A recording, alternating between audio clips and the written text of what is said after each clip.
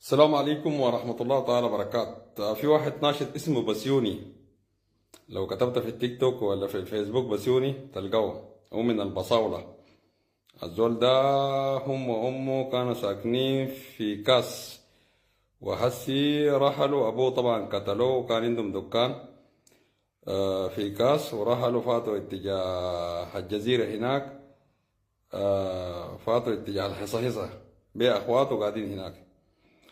فانتبهوا جدا، وانا الكلام اللي قاعد اقوله لكم هو نفسي. اذا كان الجلابه دي رجعوا في السلطه، وقسما بالله لا بخلوا دول في القضارف، لا بخلوا غرابه في الجزيره، ولا بخلوا تحملنكم بانكم انتم مع الميليشيا. اسمعوا الكلام ده. حاجه بيقولوا شيء الوضع تمام جدا جدا جدا. الميليشيا الغادره ساقت لها 4 ثنائي ودوشكه تقريبا، ومشوا لمنطقه اسمها ام مليحه، هجموا عليها واستشهدوا منهم هناك تقريبا 7، وفي مصابين كتار. طبعا الناس اتأذت بأمانة يا جماعة، عشان الناس تخط المعلومة دي في راس. اسمعوا الكلام اللي بقوله لكم ده واحفظوه كويس. الكلام ده اصله ما احنا ما بنتنازل منه. كالضابط اللي بيقول لك بيمشي فينا حاجه غير اللي احنا دارينها.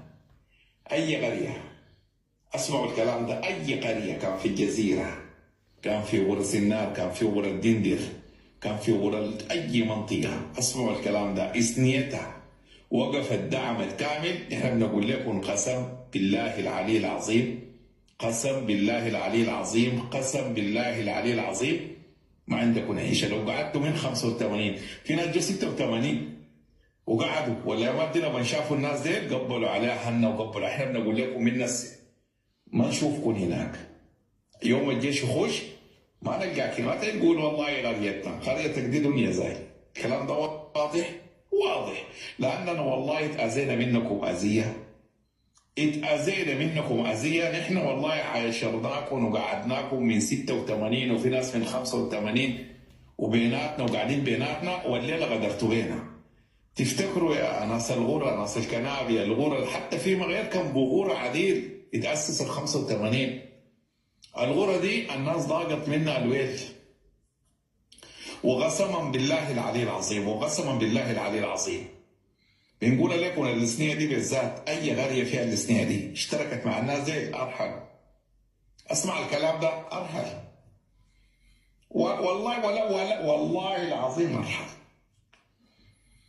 ارحل سريع سريع. لانه شفت يوم الجيش يخش الناس ما بخلوك، لانه كل الغره مكتوفه، عشان لا بندس عليك ولا بنكذبك ولا بنقول لك والله ممكن تقعد، ولا بنقول لك معك والله لو معك نص القريه كويسين تمشوا، لو نص القريه كويسين تمشوا. اسمع الكلام ده عشان ما يقول لك معانا ناس كويسين لا لا، معلش، لا فيكم كويسين ولا طايقينكم، ولا والله ما طايقينكم، بامانه وبكل وضوح بصراحه بدون لف وبدون دوران. هي قريه من 85 قاعده، ولما جو ناس زي اللي قامت معاهم وسوت معاهم وبقت لهم حاضنه، ارحلوا من الجزيره وارحلوا من غرس النار والددر. مكتوبه الغره والله بالاسامي، الغره اللي منها اللي اغتصبوا فيه، والمنها اللي سرقوا فيه، والمنها اللي لبسوا الكدوان فيه. لكن قسم بالله الحساب جماعي لكم كلكم. شيلوا حاجاتكم، شيلوا عفش، ارجعوا اهلكم، شوفوا اهلكم وين. لكن المناطق دي يعني سبحان الله، يعني الحمد لله وشكر لله، ربنا جاب لنا الحاجه دي عشان ننظف البلد منكم. والحاجه دي ولا بنتراجع منها ولا سنتيمتر واحد، ولا بنتراجع منها ولا سنتيمتر واحد، لانه اوسخ من الكنابي واوسخ من الغرة ما لاقانا في المناطق دي. يا اخي انتوا لا راعيتوا لعيش ولا ملح، ولا راعيتوا لناس احترموكم، ولا راعيتوا لحرمات، ولا تفتكروا لو حصل ما حصل، لو القيامه دي قامت، لو نزلوا غدير شفت قانون قالوا كده احنا ضدهم، المنطقه فيها دي ان شاء الله نعملها مغابر ما تسكنوا فيها، ده قصه انتهت. الكلام ده واضح والرساله دي واضحه، لانه الناس كلهم بيشكوا منكم انتوا، والان بالذات الان في الفتره الحرجه دي الشكاوي كلها منكم انتوا، منكم انتوا. وناس شافوكم بالعين بتغتصبوا في الحرائر وبتيجي تشفوا فيهم. ناس قبلتكم بوسخكم بقراتكم بقمصكم، قبرتكم معاه خلوه. ربيناكم نحن بيناتنا. ما حصل شفتوا مننا كده ولا جينا انتهكنا عرضكم ولا شرفكم ولا استبحنا بيوتكم. كنتوا قاعدين عزيزين مكرمين بيناتنا، كنا قاعدين لكم زينا واحد. الآن بنقول لكم بالفم المليان جيم اوفر بالنسبة للغورة والكنابي. جيم اوفر بالنسبة للغورة والكنابي. ما نلقاك انت ما حتشوف الكلام اللي بنقوله لك ده هنا بالونسة، لكن بعدين حتشوفه هناك في الميدان. الكلام ده متفق عليه متفق عليه خلاص. لأنه الليلة احنا في مليحة دخلوا عليهم أغلبيتهم من المناطق اللي حوالينهم. يعني ديل فاكرين خلاص لا احنا انتهت الحرب وجيشنا انتصر وداخل الغورة وده. طيب مساء الخير مجددا. اللواء لايفات احمد كسل المتمرد على اساسه وقاده الجيش الفاسدين وفلول الكيزان وجزء من ابناء الشمال السفر الملايين رئيس جمهوريه نفسي. والمهم الرساله واضحه جدا، ولا الكلام اللي انا قاعد اتكلم فيه في الجروبات وفي الواتساب وفي في الفيسبوك. تتذكروا قلت لكم يا ناس القرى يا ناس الجزيره ويا ناس الكنابي، قسما بالله الناس دي لابدين فوق راي، وقالوا الجنجويد ديل اغتصبوا وقتلوا، قسما بالله ما يقعدوا بيناتنا. وحسي قبلوا فيكم انتوا ناس القرى بتاع الجزيره يا زول اقرب قاشك والله دير تقى تشيل سلاحك تشيل حوزر تخش الجيش بعدين عشان تدوق كرت من حسي في الجيش.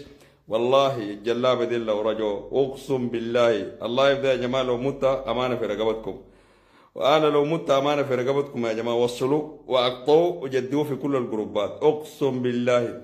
الناس اللي بوريكم المكشم بالبصل الزول ده اسمه بسيوني وكلامه حقيقي والله والله.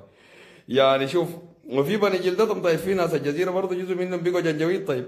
وعبد الفتاح البرهان ده اكبر جنجويد ابن حرام، هذا معلومه صاروا يعني. وما جاب الجنجويد في الخرطوم واغتصبوا وقتلوا 20 سنه كان بقتل في اهلنا. في زول قال داير يمشي ينتقم من اهل البرهان ولا الجعليه ولا الشوايقه ولا الدناقله ولا البصاوله ولا وات ايفر. نحن قلنا كده ونمشي ننتقم منه؟ ها؟ ما قلنا الاواصر الاسطوه دي بعد ذاك شوفوها كده مره ولا حامضه. الاواصر الفطيره الاسطوه دي اكلوها انتوا جنجويدكم وسخكم وعفنكم. لكن يا جماعه الرساله ده واضحه يا جماعه. ايه يا جماعه ناس الكنابه والله جايينكم، اقسم بالله جايينكم. اتصرفوا والله جايينكم، والله الناس دي جايينكم. لكن شنو؟ هم ما بينتصروا، لكن لو انتصروا تتذكروا يوم كلامي ده، لو مت تتذكروا. انتبهوا جدا.